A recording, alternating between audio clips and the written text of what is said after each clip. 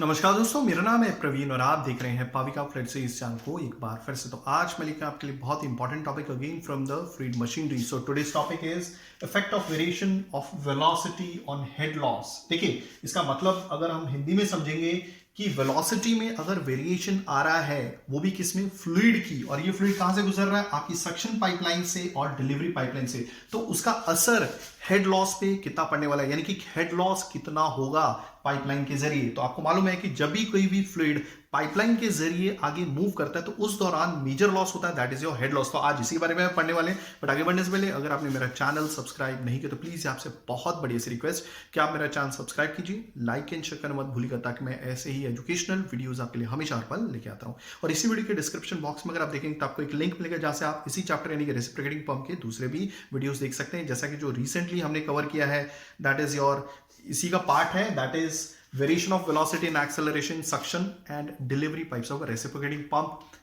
Reciprocating pump काम कैसे करता है, यानी कि working of reciprocating pump, slip of reciprocating pump, single acting reciprocating pump, double acting reciprocating pump वगैरह वगैरह। ओके, और साथ में अगर आप यानी कि जो हमारा सब्जेक्ट है इसी के दूसरे टॉपिक्स पे अगर आप देखना चाहते हैं, यानी कि स्पेशली मैं बात करूंगा चैप्टर्स के बारे में, इंपैक्ट ऑफ जेट है, हाइड्रोलिक मशीन्स है, देन योर सेंट्रीफ्यूगल पंप है, रेसिप्रोकेटिंग पंप है, साथ में अगर आप फ्लूइड मैकेनिक्स के भी स्टूडेंट है, पढ़ रहे हैं, तो सारे with complete solve numericals upload कर दिए। तो चलिए ज्यादा टाइम ना लेते हुए अब हम बात करेंगे हमारे इस रेसिप्रोकेटिंग पंप के बारे में। थोड़ा सा बता देना चाहूंगा रेसिप्रोकेटिंग पंप।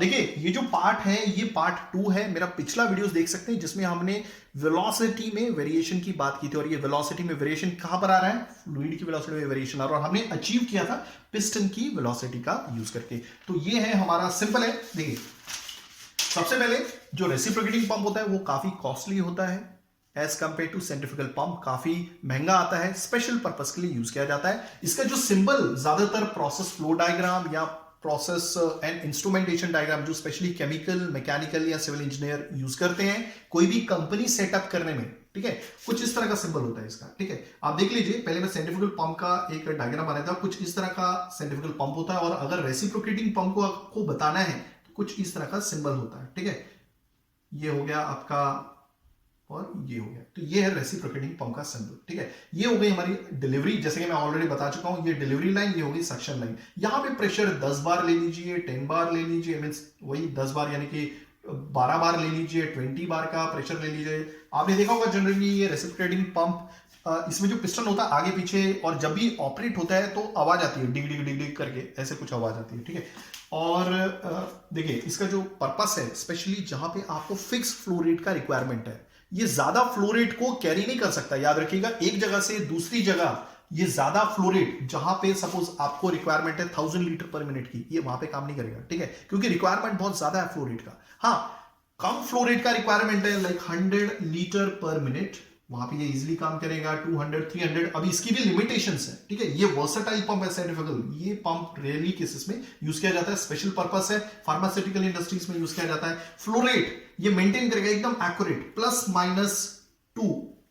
ठीक है, आइदर 102 लीटर पर मिनट होगा या फिर 98 पर मिनट होगा, मगर उससे कम ज्यादा नहीं हो सकता, और आप वेरी भी कर सकते हो ये फ्लो रेट। ठीक है, कुछ ऐसे भी रेसिप्रोकेटिंग पंप्स होते हैं। ठीक है, ऑलरेडी मैं बता चुका हूं। देखिए, डिलीवरी लाइन ये हो गई हमारी, सक्शन लाइन ये हो गया हमारा पिस्टन। पिस्टन के मूवमेंट की वजह से, इसी में वेलोसिटी के वेरिएशन की वजह से, इसके अंदर जो फ्लूइड आ रहा है उसकी वेलोसिटी में भी वेरिएशन देखने को मिलता है, एक्सेलरेशन में भी चेंजेस देखने को मिलते हैं। अभी मूव कैसे करता है, देखिए इसका जो मूवमेंट है फॉरवर्ड एंड बैकवर्ड, ये क्रैंक की वजह से, ये जो मैंने यहां पे बनाया हुआ है ना, देखिए ये, और इसका जो रोटेशन है एंगुलर यानी कि रेडियंस पर सेकंड, एंगुलर स्पीड से ये रोटेट होता है, ओमेगा। ठीक है, ये कनेक्टिंग रॉड, ये पिस्टन रॉड, ये पिस्टन, ये डिलीवरी पाइप, सक्शन पाइप, उसने इतना डिस्टेंस कवर किया था। तो हमने क्या किया था, इसी पिस्टन की वेलोसिटी का यूज करके हमने फ्लूइड की वेलोसिटी क्या है वो पता लगाया, एक्सेलरेशन कितना प्रोड्यूस हुआ होगा वो भी पता लगाया, कितना फोर्स पिस्टन द्वारा दिया जा रहा है इस पिस्टन के ऊपर वो भी पता लगाया। फाइनली हमने प्रेशर के बारे में पता किया, just because of its acceleration. फिर प्रेशर हेड के बारे में देखा,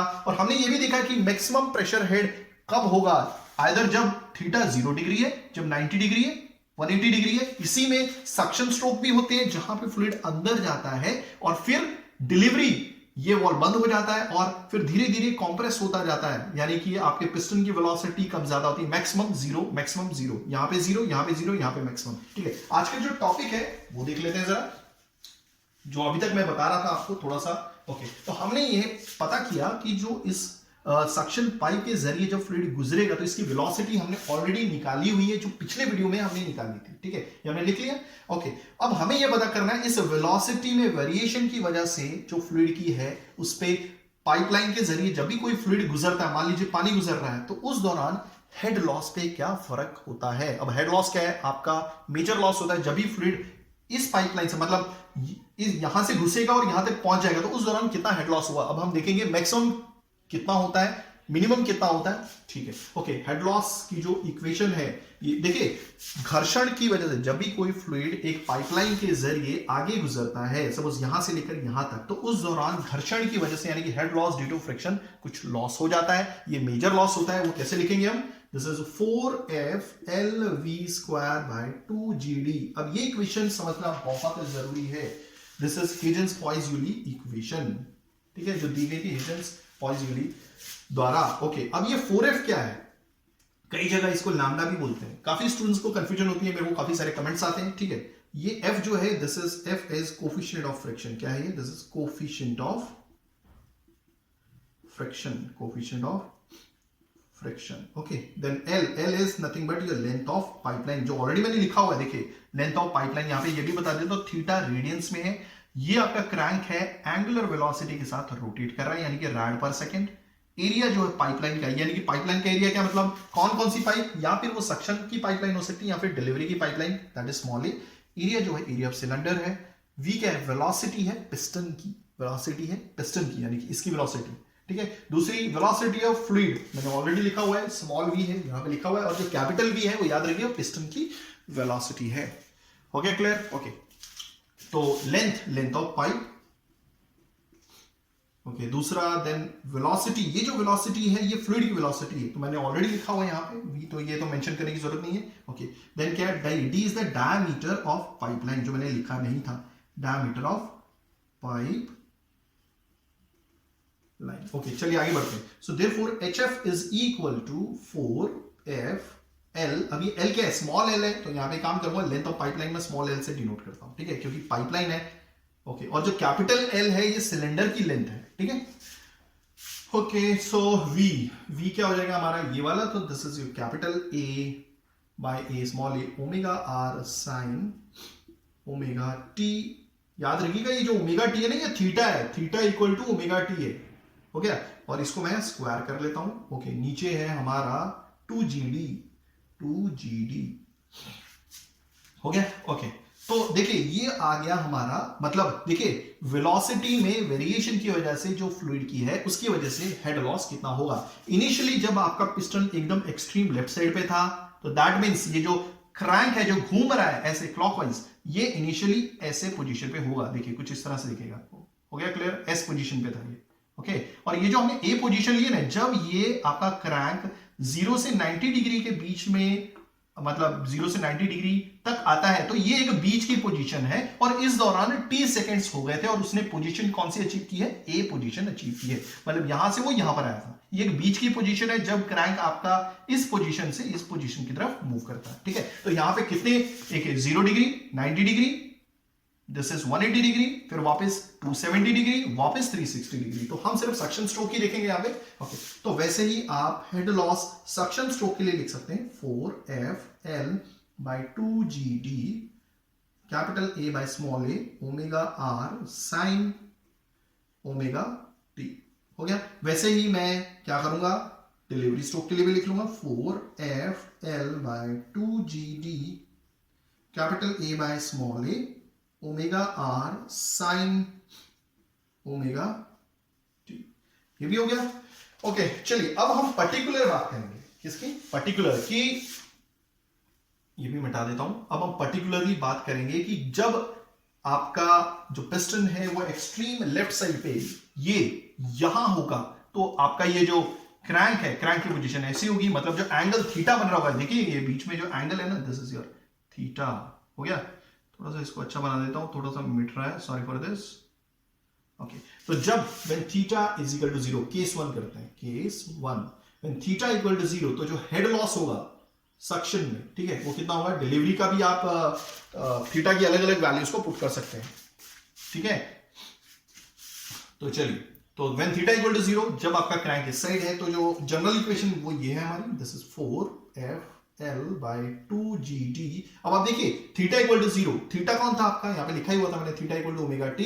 तो साइन ओमेगा टी यानी कि थीटा इक्वल टू 0, साइन 0 क्या होता है, 0 होता है। The whole equation will become, देखिए ये जनरल इक्वेशन है, ये 0 हुआ क्योंकि ओमेगा टी आपका 0 था, थीटा ओमेगा टी के बराबर है, तो साइन 0 0 होता है, तो पूरी इक्वेशन 0 हो जाएगी। So therefore this is case 1, यानी head loss due to friction in suction, जब थीटा इक्वल टू 0 है तब हेड लॉस भी 0 आ जाएगा। तो केस 2 देख लेते हैं।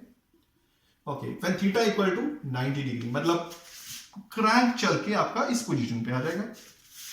ओके, तो जो हेड लॉस होगा, देखिए यहीं पे देख लेते हैं हम, साइन 90 क्या होता है, यानी कि थीटा 90 है तो ओमेगा टी भी 90 होगा, साइन 90 1 होता है, तो this will look like 4FL/2GT, capital A by small a, omega R whole square. हो गया ये भी। चलिए केस 3 देख लेते हैं, यहां पे केस 3 देखते हैं हम, केस 3। ओके, अब थीटा कितना होगा, दैट इज 180 डिग्री।